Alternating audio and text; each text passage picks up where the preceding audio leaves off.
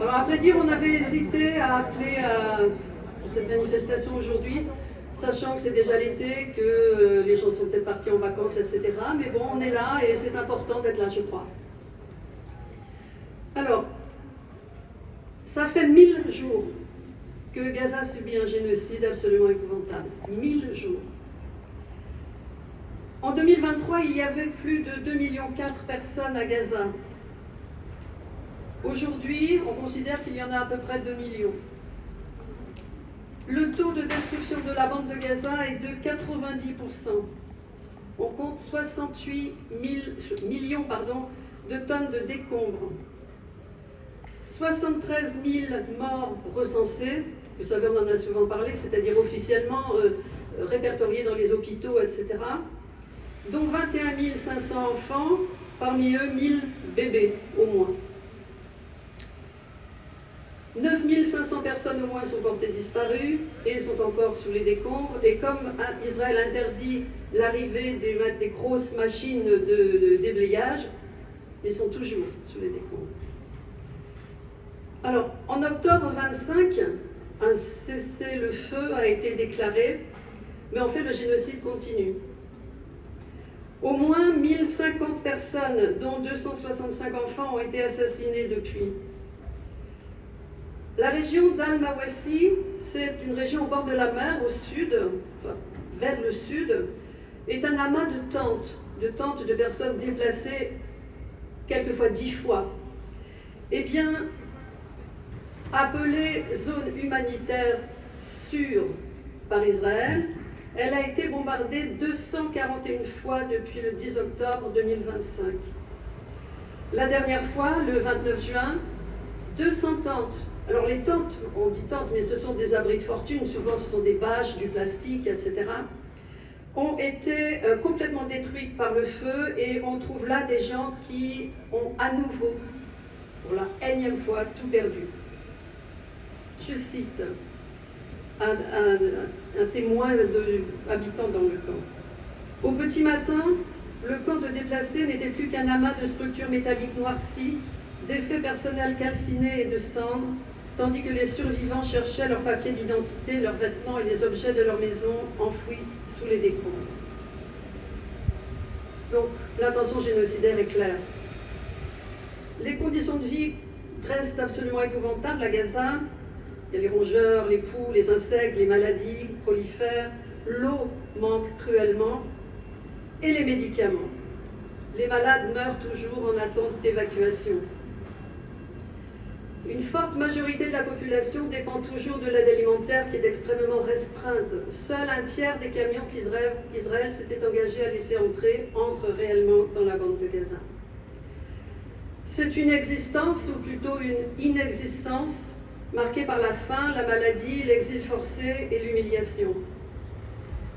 Les spécialistes en démographie considèrent que le développement humain à Gaza avait régressé au niveau d'il y a 77 ans, avec une espérance de vie qui ne dépasse plus 40 ans. Au niveau de l'expansion militaire israélienne sur le territoire, on sait qu'ils occupent environ 80% de la bande de Gaza, et le ministre de la Défense israélien vient de déclarer qu'Israël resterait indéfiniment à Gaza. Un responsable militaire, lui, déclare, et je cite à nouveau, « Nous manœuvrons dans le cadre des contraintes imposées par les États-Unis en accélérant le rythme des assassinats ciblés, tout en restant en deçà du seuil de la critique internationale. Et cela continuera tant que le Hamas ne sera pas disposé à déposer les armes. »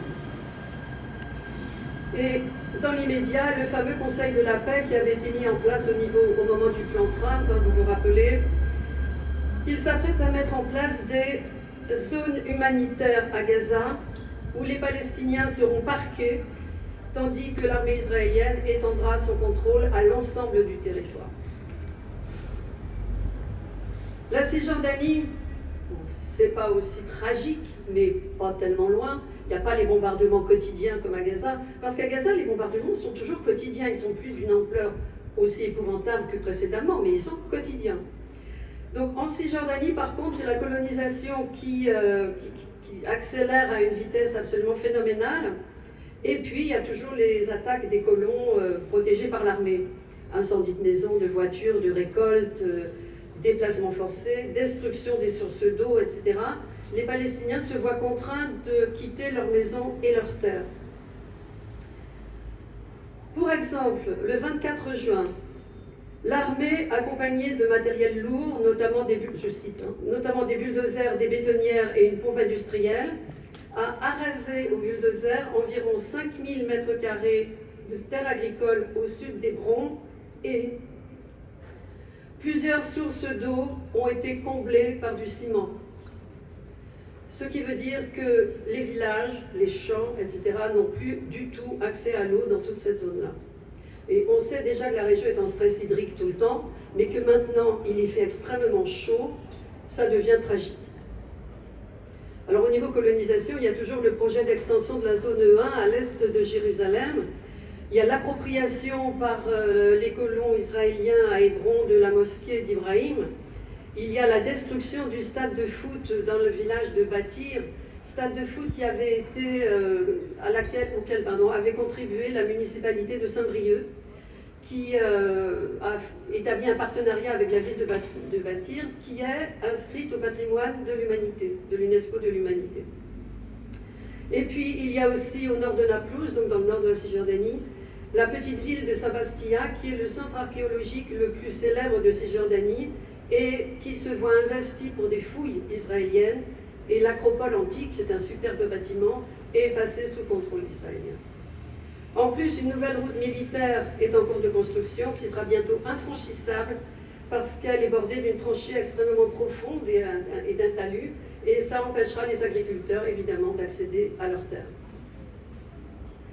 Dans son rapport de juin 2026, Amnesty International dénonce très clairement un nettoyage ethnique, de même qu'il dénonce le génocide à Gaza. Au Liban, malgré les annonces de cessez-le-feu, puis cette espèce d'accord entre les États-Unis et l'Iran, qui acte d'ailleurs, on peut le dire, la défaite des États-Unis dans l'attaque contre l'Iran, les frappes israéliennes continuent. Je voyais ce matin dans les médias que je consulte que hier encore, des villages entiers du sud-Liban ont été bombardés, enfin ce qu'il en reste, parce que dans le sud-Liban, il n'y a pratiquement plus aucun village qui tient debout. Les drones et les bombardements frappent surtout au sud et à l'est. En tout, on considère qu'environ 1 200 000 personnes ont été déplacées de force et des centaines de milliers le reste, parce que leurs villages sont ou détruits ou qu'ils ont interdiction d'y retourner.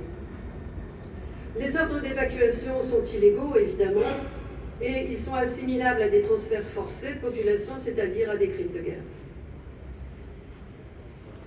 Depuis le 2 mars au Liban, plus de 4 200 personnes ont été assassinées. Alors Netanyahou, qui n'a pas été consulté pour l'accord US-Iran, ce qui le fragilise considérablement et l'a mis dans une colère noire, paraît-il, et qui joue sa survie politique et judiciaire, Netanyahou donc veut absolument poursuivre la guerre contre, dit-il, le Hezbollah, et il affirme officiellement qu'Israël restera au Liban.